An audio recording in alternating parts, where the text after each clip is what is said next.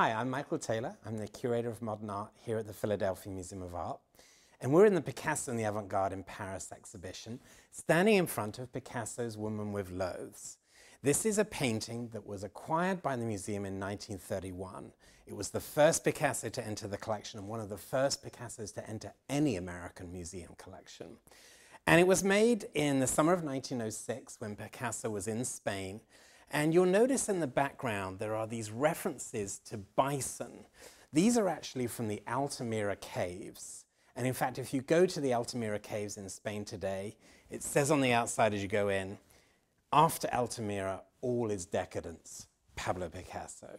He loved those cave paintings. He saw them as the beginning of modern art. So here he is. He's put them in the background of this wonderful peasant woman holding these loaves on her head like a modern caryatid. It's a wonderful painting. It's not him at his most advanced and avant-garde and outrageous. You'll see that later on in the exhibition. But a great way to start the show and a great way for the museum to start its Picasso's collection. Now, one anecdote I should say in regard to it was bought by a Philadelphia collector called Charles Ingersoll. He had been advised by his son Sturgis that this is the painting that the museum should get to start its collection. He bought it sight unseen. And the only thing he asked of his son was, make sure it's not a controversial artist that I'm buying. And Sturgis assured his father, he said, oh, absolutely no. And then sure enough, the next year when he went to the museum, Charles Ingersoll sees the painting at last that he'd bought for the museum.